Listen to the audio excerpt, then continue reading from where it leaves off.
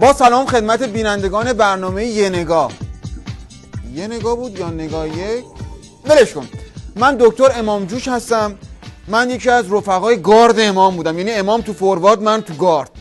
خب اگر موافق باشید ما از به اصطلاح فعالیت‌های جناب عالی پیش از پیروزی انقلاب اسلامی شروع بکنیم و قدری از موقعیت اون موقع خودتون بفرمایید، متولد کجا هستید و فعالیت‌های قبل از انقلابتون رو قدری برای بینندگان عزیز تشریح بفرمایید. بله، والا من در برج مراقبت فرودگاه مهرآباد درست همون روزی که هواپیمای امام فرود اومد متولد شدم. از همون لحظه اولم فعالیتامو شروع کردم و فریادهای ضد استکباری ما همونجا سر زدم که به صورت ببخشید متبلور شد. البته من پیش از انقلابم، یعنی قبل از تولدم، مبارزات مخفی داشتم که سابقه زندانم داشتید؟ بله داشتم، درشتش هم داشتم. قبل از انقلاب ساواک به خاطر فعالیت‌های گستردن دنبالم بود که خودم برای عادی سازی افتادم تو کار مواد مخدر و قتل و شرارت و که خوشبختانه به همین جرمم گرفتن منو. نتونستنم بفهمن که من با امام کار میکردم و فعالیت داشتم با امام راحل. اون وقت آقای دکتر در قالب چه تشکلی در اون مقطع فعالیت میکردید؟ والا تشکل که منم در قالب خودم تشکل میکنم از همه دستاندرکاران برنامه که اینجا حضور به هم رسوندن، اما بیشتر با گروه شعبون بیمخ و رمزون یخی و اصغر قاتل و اونا کار میکنم. وقت با چه اهدافی این گروه تشکیل شد؟ با اهداف متعالی امام که در سیره بالا بلند ضد استکباری برای فتح قله‌های هسته‌ای و قرائتی نو از موازنه راهبردی ولی امر مسلمین جهان خلاصه میشه.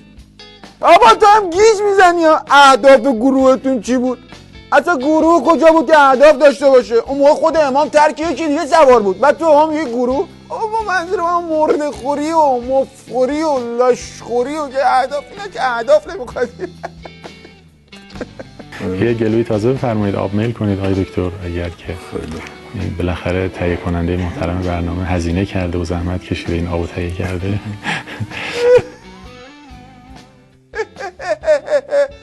نخند، آب بده.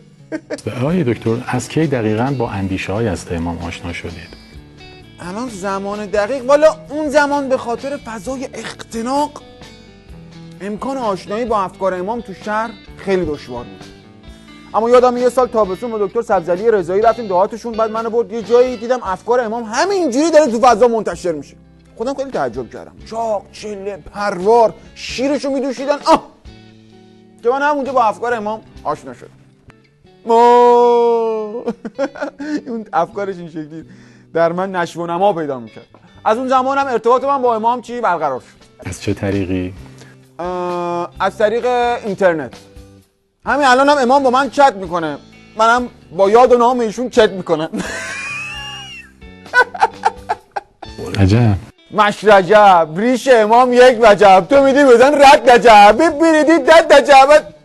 آقای دکتر با توجه به اینکه نظر امام این بود که روش‌ها و اقدامات مسلحانه رو برای پیشبرد اهداف انقلاب جایز نمیدونستن، شما این موضوع رو چجوری حل کرده بودید برای خودتون؟ والا چه امام جایز میدونستن چه نمیدونستن، من خودم به شخصه اصلا سمت عملیات مسلحانه نمیرفتم، نه به خاطر ترسا، کلا به خاطر اینکه من خودم شخصا به این موضوع حساسیت دارم. این صورتم جوش میزنه، عطسه، آبریزش بینی، بعد دیگه اصلا استخونام میگیره، بدنم قفل میکنه، اصلا مغزم هنگ میکنه، مکافاتی دیگه. اما این موضوع رو مقام عظما از همون موقع تو چایی حل میکردم، میزدم بالا. میزد دیگه عمل. یادتون هست دقیقاً 12 بهمن 57 کجا بودید و چه میکردید؟ اگه بخوام بگم برای به دوش کشیدن بار نظام نوپای جمهوری اسلامی داشتیم تو باشگاه بدنسازی رو عضلاتمون کار میکردیم. 7 8 9. یعنی دقیقاً کدوم محدوده ها میشد؟ میشد محدوده 6 بازو، فیله ستونی پشت، 16 کمر، 3 گام مایچه، کور 23 کور، 2200 گردن، 2200 این قسمت چپ راست. ما به این صورتی که کار میکردیم ما تو باشگاه. حالا ناگفته هایی به ذهنتون میرسه از اون 10 روز عرض شود که از 12 بهمن تا 22 بهمن که تا حالا جایی نقل نکرده باشید و الان بازگو بفرمایید برای بینندگان ما؟ 10 روز خیلی 10 روز سرنوشت سازی بود، چون امامم از یه سفر طولانی اومده بودن، خسته هم بودن، همون شب 12 بهمن مثل خرس افتادن خوابیدن. گفتن انقلاب پیروز شد، منو بیدار کن. بعدم دیگه خور لاکن پف، خور لاکن پف، خور لاکن پف. ما هم که صحنه رو اینجوری دیدیم همینجوری رفتیم بغل امام، همونجا خوابمون بود.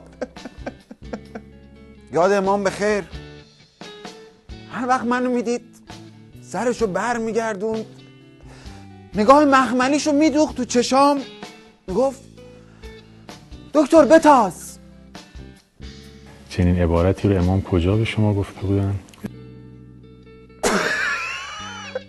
وقتی سوارش بودم دیگه اینجوری میزنم ترک،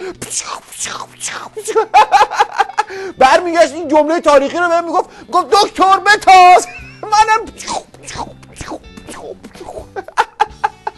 متاسفانه وقت این برنامه به اتمام رسیده. گفتگوی خوبی بود، استفاده کردیم از جناب عالی. ممنون از اینکه به برنامه نگاه یک تشریف آوردید. بینندگان عزیز، شاهد برنامه دیگر از مجموع برنامه نگاه یک بودید.